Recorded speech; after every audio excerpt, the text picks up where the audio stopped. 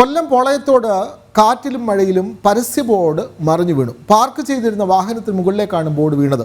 തലനാരിഴയ്ക്ക് വൻ അപകടം ഒഴിവായി. സമീപത്ത് ലോഡിംഗ് തൊഴിലാളികളും വാഹനം പാർക്ക് ചെയ്യുകയായിരുന്ന ആളുകളും ഉണ്ടായിരുന്നു. മനോജ് ചേർന്നു. മനോജ്, വലിയൊരു അപകടമാണ് ഒഴിവായത്. അതായത് പാർക്ക് ചെയ്തിരുന്ന വാഹനങ്ങളുടെ മുകളിലേക്ക് പരസ്യ ബോർഡ് പറന്നു വീഴുന്നു. പല സ്ഥലങ്ങളിലും ഇതാണ് അവസ്ഥ. കഴിഞ്ഞ ദിവസം നമ്മൾ കണ്ടതാണ്. പല നഗരങ്ങളിലും, തൃശ്ശൂർ അടക്കമുള്ള പല പ്രദേശങ്ങളിലും ഇത്തരത്തിൽ കാറ്റിൽ വലിയ മേൽക്കൂരകളും പരസ്യ ബോർഡുകളും ഒക്കെ തന്നെ മറിഞ്ഞു വീഴുന്നു. തിരുവനന്തപുരത്ത് ഒരു തുണിക്കടയുടെ മുകളിലെ ഫ്ലെക്സ് ബോർഡ് മറിഞ്ഞാണ് അപകടമുണ്ടായത്. മനോജ് തയ്യാറാക്കിയ റിപ്പോർട്ട് കാണാം. പോളയത്തോട് ജംഗ്ഷനിലെ ഷോപ്പിംഗ് കോംപ്ലക്സിന് മുന്നിലേക്കാണ് ഈ വലിയ പരസ്യ ബോർഡ് മറിഞ്ഞു വീണിരിക്കുന്നത്. കഴിഞ്ഞ ദിവസം ഉണ്ടായിട്ടുള്ള ശക്തമായിട്ടുള്ള കാറ്റിലും മഴയിലുമാണ് ഇത് സംഭവിച്ചത്. അതായത് ഒരു വലിയ പരസ്യ ബോർഡ് മറ്റൊരു ബോർഡിലേക്ക് വന്നു വീഴുന്നു. അതോടൊപ്പം തന്നെ കെട്ടിടത്തിന് മുകളിലേക്ക് വീണിരിക്കുന്നു. കെട്ടിടത്തിനും കേടുപാടുകൾ സംഭവിച്ചു. ഒരു കാർ ഇവിടെ പാർക്ക് ചെയ്തിരുന്നു. കാറിന് മുകളിലേക്കാണ് വീണത്.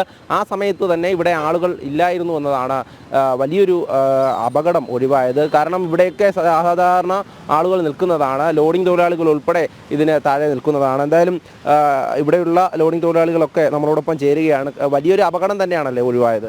വലിയൊരു അപകടം ഒഴിവായത്. അതായത് ഇന്നലെ ഒരു 6 മണിയായപ്പം അതിശക്തമായ ഒരു കാറ്റ് വന്നായിരുന്നു.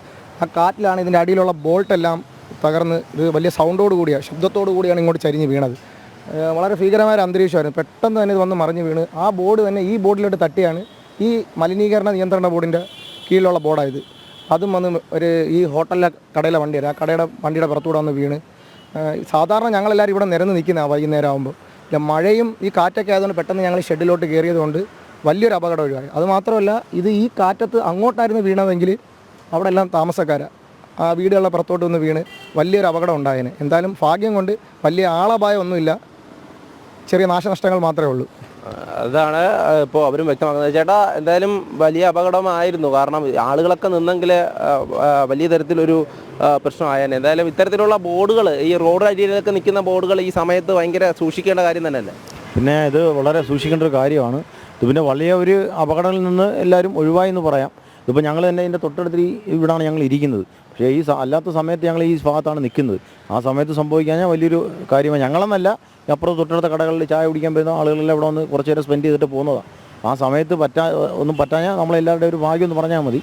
പിന്നെ ഈ പറയുന്ന കണക്ക് ശക്തമായ കാറ്റിൻ്റെ ഭാഗത്തിലാണ് ഈ വീണേക്കുന്നത്. ശക്തമായ കാറ്റടിച്ചത്. ആ കാറ്റിൻ്റെ ഭാഗമായിട്ടാണ് ബോർഡ് വന്നത്. ഇത് മലിനീകരണം അവരുടെ ബോർഡാണിത്. ഇത് നല്ല സ്ട്രോങ് ബോർഡായിരുന്നു. ഇതിൻ്റെ മുകളിലേക്ക് അത് ആ വെയിറ്റ് ഒന്ന് വീണതിൻ്റെ പേരിലാണ് ഇത് വീഴുകയും അടുത്ത ഹോട്ടലിൽ ഒരു പയ്യൻ്റെ വണ്ടി അവിടെ കിടന്നത്.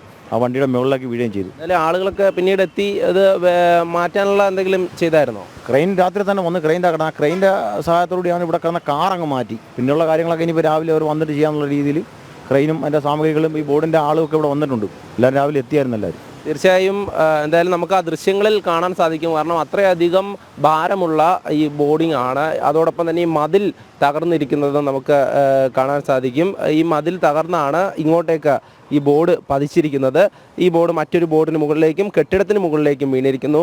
നമുക്കിതിൻ്റെ ദൃശ്യങ്ങൾ കൂടുതൽ കാണുകയാണെങ്കിൽ ആ മതിൽ തകർന്നതും അതോടൊപ്പം തന്നെ ഇങ്ങോട്ട്, അതായത് അപ്പുറത്തെ ഒരു സ്ഥലത്താണ് നിന്നിരുന്നത്, അവിടെ നിന്നും ഇങ്ങോട്ടേക്കാണ് മറിഞ്ഞത്. കാരണം അങ്ങോട്ടേക്ക് മറിഞ്ഞിരുന്നെങ്കിൽ വീണ്ടും പ്രശ്നം ഗുരുതരമായേനെ എന്ന് തന്നെ നമുക്ക് മനസ്സിലാക്കാം. കാരണം അങ്ങോട്ട് വീടുകളുണ്ട്, ആളുകളുണ്ട്.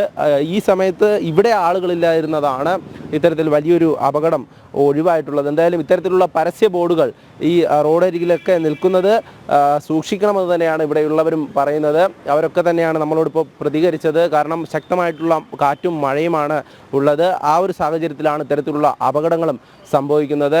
ബിജു പരവനൊപ്പം എം മനോജ്, ജനം, കൊല്ലം.